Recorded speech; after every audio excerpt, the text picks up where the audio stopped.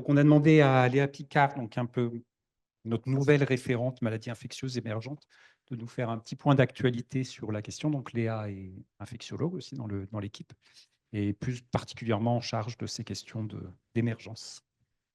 Bonjour à tous, ça va faire une petite transition parce qu'on vient de parler des DGS urgents et de la dengue. J'ai fait des choix dans ce que j'allais vous parler sur les maladies infectieuses émergentes. Donc, j'ai fait des choix où je me suis dit que vous pourriez les rencontrer de manière fréquente ou peu fréquente, ou en tout cas, et notamment cet été. Donc, je vais pas mal vous parler de dengue et de chikungunya l'été approchant et les cas probablement aussi. On va commencer par la dengue. J'ai fait quelques rappels épidémiologiques pour vous montrer un peu les dernières épidémies qu'on a eues de dengue dans le monde l'année dernière et puis cette année, qui sont amenées à beaucoup de cas importés en France. En 2024, il y a eu vraiment beaucoup de cas, hein. On estime plus de 13 millions de cas, avec deux gros hotspots sur l'année 2024 qui ont été les Antilles, l'Amérique du Sud et puis l'Asie du Sud-Est, qui sont les Antilles et l'Asie du Sud-Est qui ont amené beaucoup de cas importés par les différents mouvements de population et notamment les vacances, avec des pics à peu près à chaque retour de vacances scolaires, en tout cas pour les Antilles. Et puis en 2025, là, on est toujours avec beaucoup de cas, avec une zone épidémique qui se restreint cette année, en ce début d'année en tout cas, aux Antilles et notamment en Guadeloupe, avec une grosse circulation de dingue encore en Guadeloupe, en Martinique un petit peu moins, mais il y en a encore aussi.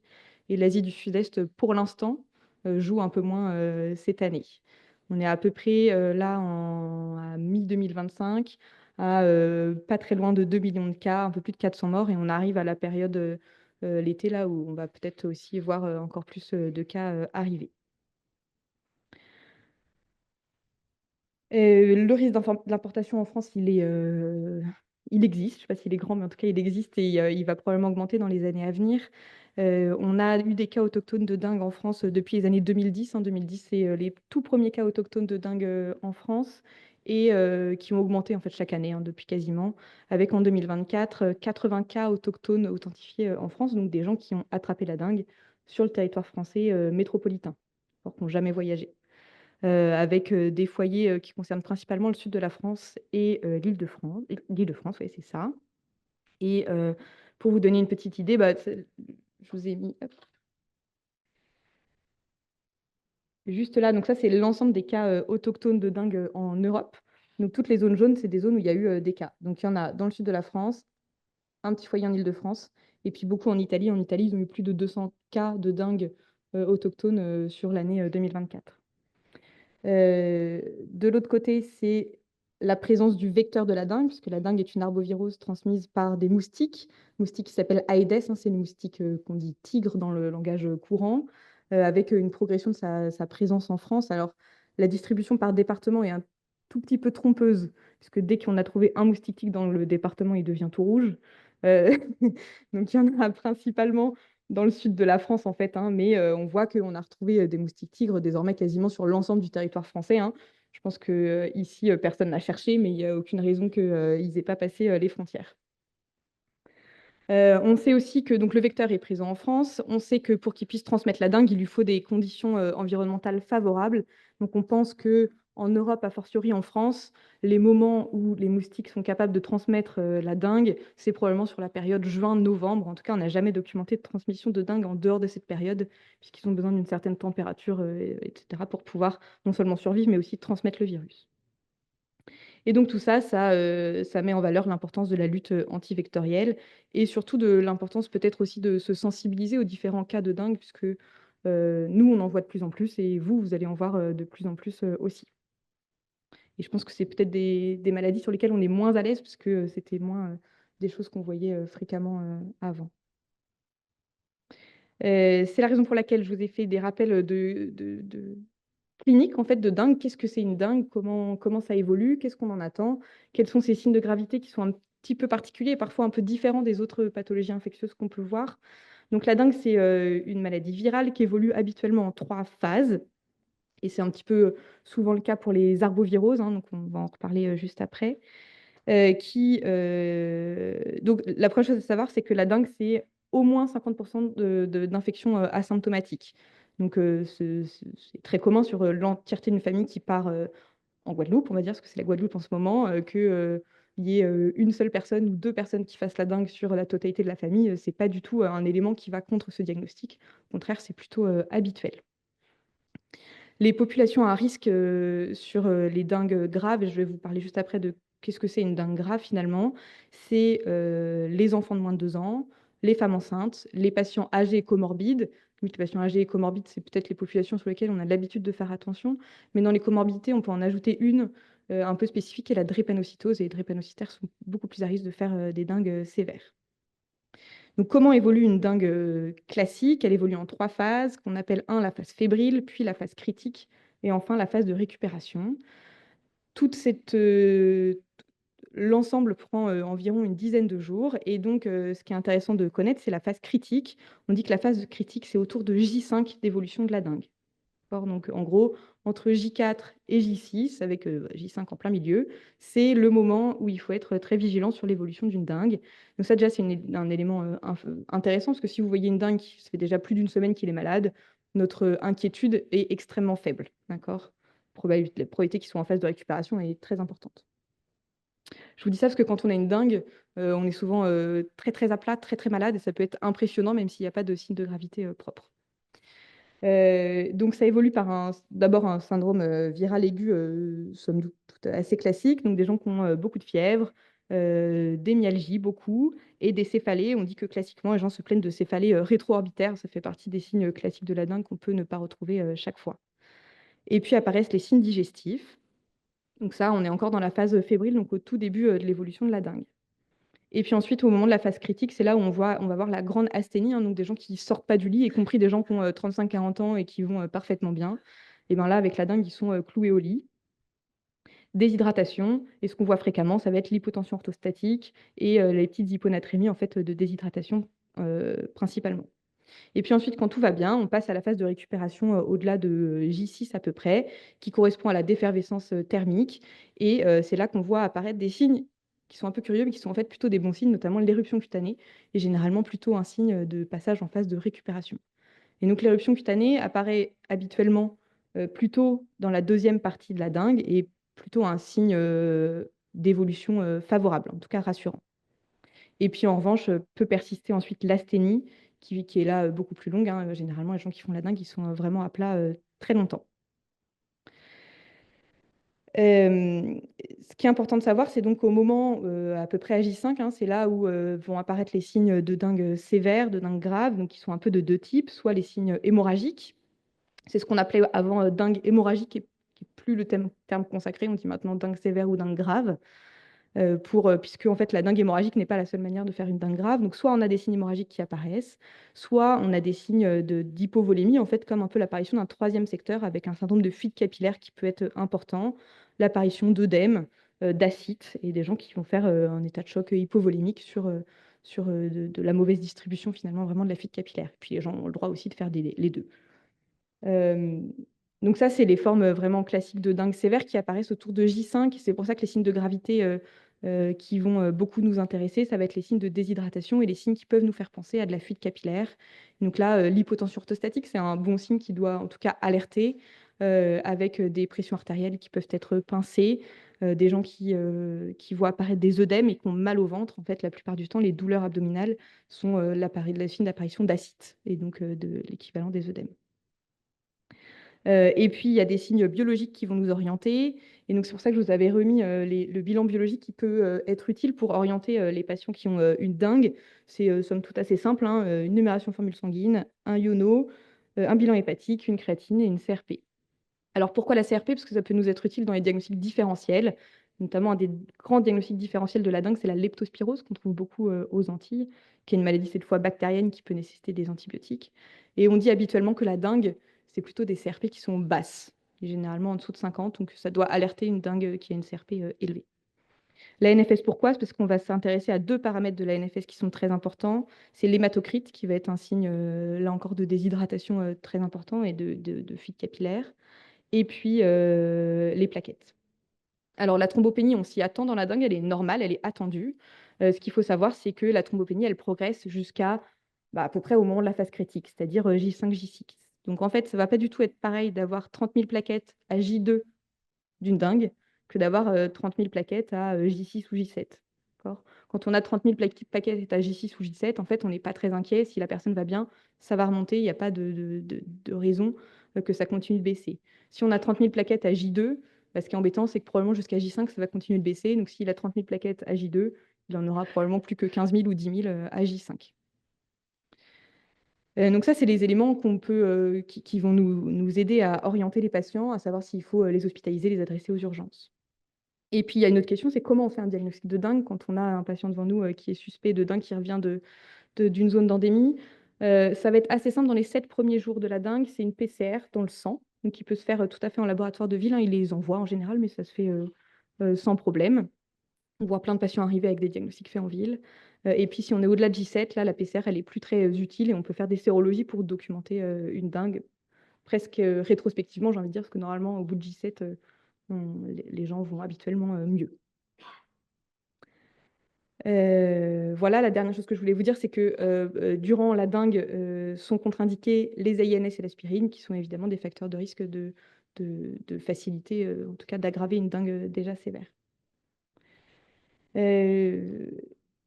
Ces deux schémas sont tirés du COREB, comme ma collègue avant, qui est une mission nationale qui s'occupe du risque émergent et qui s'occupe de coordonner la réponse au risque REB en France et qui met à disposition beaucoup de fiches, comme il y a eu pour le Mpox. En fait, il y en a une pour la dengue aussi, qui permet de rappeler les éléments inquiétants et les éléments plutôt rassurants. C'est facile, c'est vert ou c'est rouge.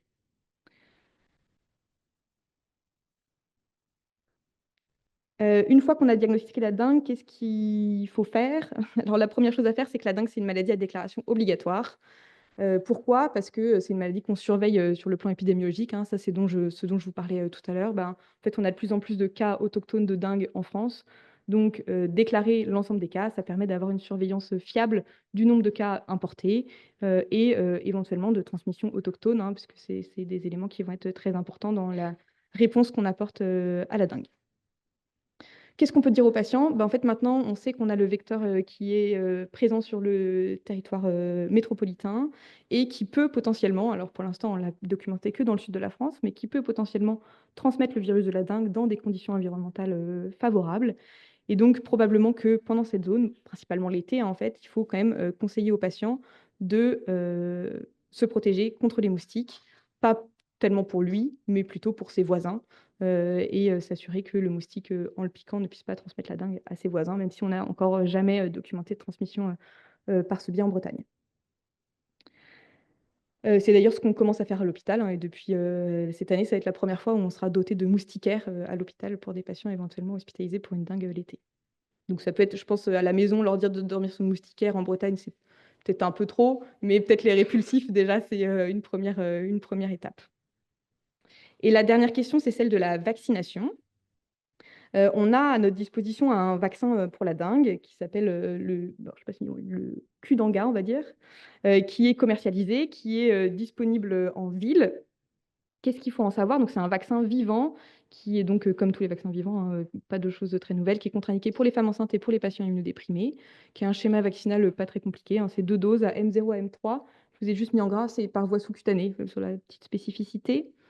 Et actuellement, cette vaccination, elle est recommandée, elle est dans le calendrier vaccinal d'ailleurs, hein, dans les régions de France qui sont actuellement en phase en zone de potentielle épidémie. Et donc, c'est un vaccin qui est rentré dans le calendrier vaccinal en Guyane, à Mayotte, à La Réunion et dans les Antilles pour les patients adultes avec des comorbidités et pour les patients, les jeunes patients entre 6 et 16 ans. Alors, pour eux, il y a un petit bémol qui est que les patients jeunes, on a le droit de les vacciner que si ils ont déjà fait la dengue. Pourquoi? Parce que alors c'était pas avec ce vaccin-là, c'était avec un autre vaccin qui est plus commercialisé, qui a été testé aux Philippines, je crois, chez les enfants, hein, dans le but de protéger les enfants qui sont une population à risque de faire des dengues graves. On s'est rendu compte que les enfants vaccinés mouraient plus que les enfants non vaccinés. Et ça, pourquoi? Parce qu'on a 4 sérotypes de dengue. On dit habituellement que la deuxième dengue, c'est potentiellement la plus grave qu'on peut faire et qu'en général, 3 et 4e dengue, on fait des infections asymptomatiques. Et on pense que pourquoi? C'est parce qu'il y a probablement post-première dengue des anticorps qu'on dit facilitants et qui pourraient faciliter la diffusion du virus et donc faciliter les dengues graves. Et on pense que ce vaccin jouait le rôle d'une première dengue et donc mettait les enfants plus à risque de faire une dengue grave, alors équivalent de deuxième dengue, alors que c'était que la première fois qu'il l'attrapait finalement. Donc c'est la raison pour laquelle actuellement pour les patients jeunes, donc les enfants en fait, hein, les moins de 16 ans, on a le droit de les vacciner que s'ils ont déjà fait la dengue. Et pour les patients adultes qui ont des comorbidités, on n'a pas cette limite.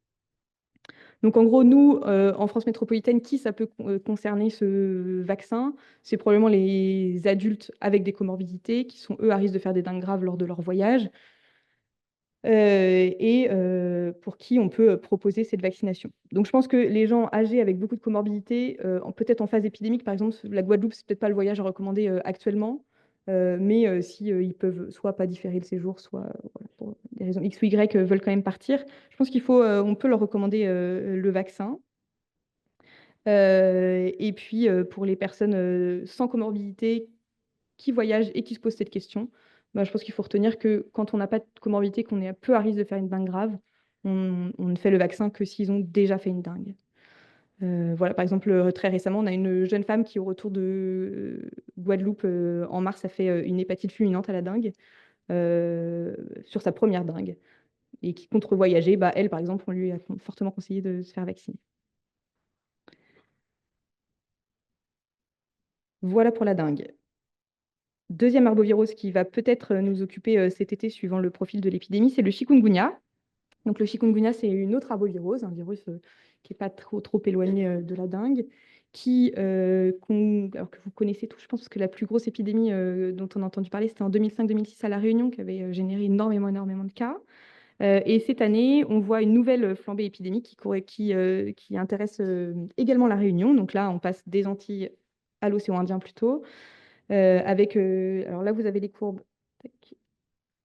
de la flambée épidémique du chikungunya qui correspond en fait, on a eu les premiers cas juste à la fin de l'été, progression à l'automne et puis le maximum au début de l'année. Et là, on est plutôt en phase de décroissance épidémique à La Réunion en ce moment, mais un petit peu plus embêtant. À Mayotte, c'est un peu le contraire.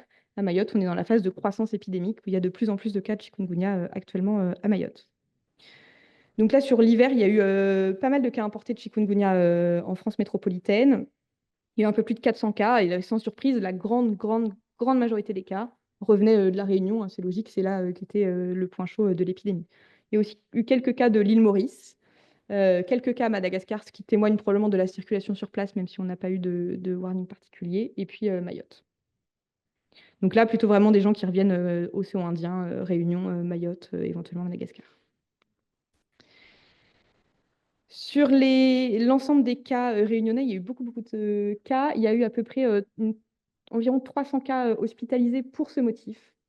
Dans leur grande majorité, des personnes âgées avec des comorbidités. Et les cas qu'on a estimés graves, il y en a eu 71. Donc c'est assez peu hein, finalement sur l'ensemble des cas. Avec deux extrêmes en fait. Un extrême sur les tout petits, les moins de 3 mois. Et puis les personnes âgées, alors ils disent plus de 65 ans, c'est même en fait plutôt plus de 75-80 ans. Les spécificités cliniques du chikungunya, c'est principalement les douleurs articulaires. Je vais vous en reparler après parce que c'est ça qui est le plus important. Alors qu'est-ce qu'on voit dans le chikungunya? On voit de la fièvre, ça on n'est pas très étonné, des myalgies, une éruption cutanée. Tout ça finalement c'est assez classique des maladies virales et notamment des arboviraux. C'est ce qu'on voit à peu près tout le temps. La spécificité, c'est les arthralgies avec des polyarthralgies qui concernent quasiment tous les patients en phase aiguë. Là, vous avez ici, alors ça, c'est les données de deux grosses épidémies, une en Malaisie en 98 et celle de La Réunion en 2005-2006. Vous pouvez voir que arthralgie, à La Réunion en 2005-2006, c'est 100% des patients interrogés avaient mal dans les articulations pendant le chikungunya. Donc ça, c'est vraiment l'élément très typique du chikungunya, c'est les douleurs articulaires qui peuvent être vraiment articulaires ou voire même plutôt des ténosynovites, des choses comme ça. Les formes graves, elles sont encore plus rares pour le chikungunya que pour la dengue.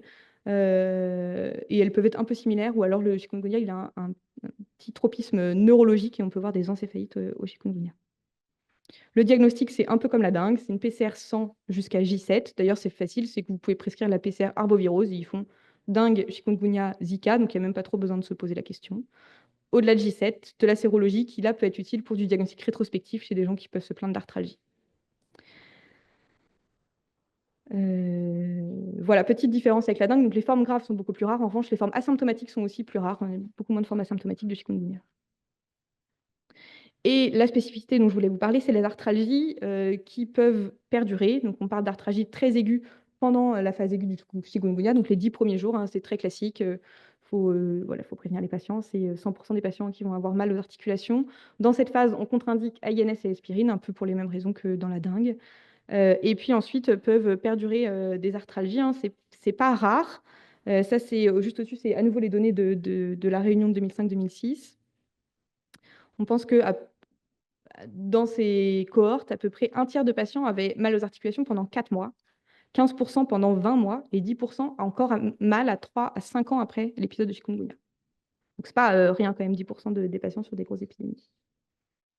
Euh, Pour ça, je remercie une de nos collègues rhumatologues, le docteur Émilie Chotard, avec qui on a pu discuter de comment on fait pour orienter les patients qui peuvent se plaindre d'arthralgie post-chikungunya de manière très prolongée. Est-ce qu'on les adresse tous aux rhumatologues? Est-ce que non? Alors, tous les adresser aux rhumatologues, ça ne paraît pas très viable, mais ça, c'est un peu la conduite à tenir qu'elle proposait, c'est-à-dire en phase très aiguë. De toute façon, à part de l'antalgie simple, il n'y a pas grand-chose à proposer. Moins de 6 semaines, il faut probablement se concentrer sur un traitement symptomatique. Et là, les INS reviennent dans la balance et peuvent être très utiles pour soulager les patients. Et plus de 3 mois, c'est là où adresser au rhumatologue, ça peut être une bonne idée, principalement pour éliminer une autre cause. Avec peut-être un bilan de débrouillage de première intention, rechercher des éléments qui orientent vers un rhumatisme inflammatoire autre qui pourrait tout à fait être déclenché à l'occasion d'une maladie virale. Et puis un bilan biologique et avec tout ça, proposer un avis rhumato. Et ça peut être important parce que sur les arthralgies post-chikungunya, il y a des équipes qui utilisent des traitements type méthotrexate qui peuvent les soulager. Donc, c'est quand même, on n'a pas rien non plus à proposer à ces patients. Voilà. Et pour les patients qui se plaignent d'arthralgie avec des voyages peut-être semi-récents ou anciens, peut-être la sérologie sur le chikungunya peut avoir toute sa place pour discuter de ce diagnostic différentiel. Dans les mesures associées, je ne vais pas vous en reparler parce que c'est globalement la même chose que pour la dengue. Je voulais juste vous reparler de la vaccination pour le chikungunya, parce que je crois que ça fait l'objet d'un DGS urgent d'ailleurs. Donc, il y a un vaccin disponible qui s'appelle l'IXCHIQ, qui est commercialisé, qui était disponible en ville et depuis récemment en collectivité. Vous n'en avez pas trop entendu parler parce que toutes les doses ont été réorientées vers les zones d'épidémie, donc ont été priorisées La Réunion. C'est un vaccin vivant. Le schéma vaccinal est assez simple, c'est une dose unique. Et donc, lors de l'épidémie, au début d'année, on a début d'une campagne vaccinale début avril à La Réunion. Et puis, en fait, apparaissent assez rapidement quelques cas d'événements indésirables qui sont jugés graves. Donc, en tout, dans le monde, c'est à peu près 15 événements indésirables qui ont été déclarés entre, en gros, l'océan Indien et les États-Unis qui avaient commencé à vacciner, qui sont actuellement en cours d'investigation. Il y a eu à La Réunion 3 décès euh, post-vaccination qui ont concerné toutes des personnes âgées de plus de 80 ans. Une personne a fait une pneumopathie d'inhalation qui en fait était quelqu'un qui avait un Parkinson très évolué et qui, post-vaccination, a probablement fait un petit peu de fièvre qui a dû précipiter possiblement un épisode aigu. Une personne âgée a fait une encéphalite et une personne âgée a fait une forme sévère de chikungunya. Et donc, sur ces données, et étant donné que l'ensemble de ces événements indésirables sont en cours d'investigation, notamment par l'Agence européenne du médicament, eh bien, actuellement, la vaccination elle est suspendue pour tous les plus de 65 ans, qui sont probablement les personnes qui sont le plus à risque à la fois de faire un chikungunya sévère et ou de faire des arthralgies post-chikungunya. Donc, actuellement, le bénéfice du vaccin du chikungunya est actuellement, en l'état actuel des choses, avec la suspension de la vaccination pour les personnes âgées, probablement pas une très bonne idée. Sauf si vous êtes des gens jeunes qui voyagent et qui le réclament, dans ce cas, pourquoi pas. Mais je pense que les indications vont rester très limitées pour le moment. Voilà, j'en ai fini pour les arboviroses. Je vais vous passer très très vite sur les quelques autres épidémies en cours qui peuvent vous intéresser. Pour le Mpox, comme on en a parlé juste avant, j'avais prévu d'être extrêmement brève. Donc, on a parlé des deux clades, le clade 2 qui est plutôt de transmission sexuelle et qui évolue à bas bruit, y compris en Europe, qui concerne principalement les HSH. Et puis le clade 1 et notamment 1B, qui avait concerné la patiente du début de l'année à Rennes. Et il y a eu un autre cas en France à peu près au même moment. Depuis, pas d'autres. Il y a eu quelques cas en Europe, en Suède, en Belgique, en Allemagne. Chaque fois des cas très isolés, en fait, avec aucun cas secondaire recensé. c'est plutôt rassurant sur la contagiosité éventuelle, et en tout cas dans le contexte européen. Un bref mot sur le méningocoque, parce que je crois que vous en avez déjà parlé à 2 reprises. Donc, 2 clusters depuis le début de l'année. Alors, une augmentation certaine des infections invasives à méningocoque en France. Et puis, on est bien passé pour le savoir ici, puisqu'il y a eu 2 clusters identifiés qui ont justifié de campagne de vaccination depuis le début de l'année. Un à Lyon, qui a justifié une campagne vaccinale assez restreinte, et puis une dans le bassin rennais, et vous êtes largement au courant. J'ai essayé de couvrir tous les DGS urgents que vous avez reçus depuis le début de l'année, en fait. Il y a eu un DGS urgent sur la grippe zoonotique en début d'année qui était probablement pas très adapté au public à laquelle il a été envoyé. Il y a eu beaucoup d'alertes au début de l'année sur des grippes zoonotiques avec la circulation de grippe, on peut dire aviaire, ou en tout cas zoonotique, notamment aux États-Unis et puis en Asie. Avec donc le DGS urgent, beaucoup d'alertes. Finalement, là, on arrive à l'été, les cas diminuent aux États-Unis. Et donc, je pense qu'il faut retenir qu'on en est au stade de la veille sanitaire. C'est pas impossible qu'on ait de la grippe zoonotique un jour, mais pour l'instant, on en est au stade de veille sanitaire par les organismes dont c'est le travail. Et une dernière sur la rougeole. Pourquoi la rougeole? Parce qu'il y a de plus en plus de cas, et ça partout dans le monde. En Europe, notamment, ça circule beaucoup. Les données de l'OMS, c'est en 2023 plus de 10 millions de cas, avec une augmentation post-Covid, probablement par défaut de couverture vaccinale. Beaucoup de décès. Le nerf de la guerre, c'est la couverture vaccinale, parce qu'en fait, pour empêcher la transmission de la rougeole dans la communauté, il faut une couverture vaccinale extrêmement élevée, supérieure à 95% pour les 2 doses. Ça, c'est extrêmement difficile à obtenir dans l'ensemble des pays. Il y a beaucoup d'épidémies de rougeole en ce moment dans le monde. Il y en a par exemple aux États-Unis, ils ont des alertes régulières, au Maroc, et puis en Europe, on voit de plus en plus de cas en France là, depuis début 2025. En Europe, le pays qui fournit le plus de cas de rougeole, c'est la Roumanie. Mais je pense que là, avec les différents voyages qu'il va y avoir cet été, le Maroc, l'Europe, etc., c'est des choses qu'on va pouvoir éventuellement voir. Il me semble qu'il y a eu des cas entre Dinan et Saint-Malo il n'y a pas très longtemps, je crois. Voilà, j'en ai terminé sur le risque émergent et les actualités. Il y a le risque émergent, ça fait souvent penser aux choses rares et aux maladies, aux fièvres hémorragiques virales, ce qui est finalement loin d'être le cas, sont émergentes aussi des maladies qu'on connaît depuis longtemps, mais dont l'incidence augmente et qui vous concernent vous. Je pense que les dengues, c'est vous qui allez les voir probablement en première ligne, les chikungunya aussi. Et c'est vrai que, bah, on en a parlé juste avant, ça fait partie des challenges qui sont un peu spécifiques de détection, de temporalité, qui sont pas toujours compatibles avec le temps clinique et votre temps à vous.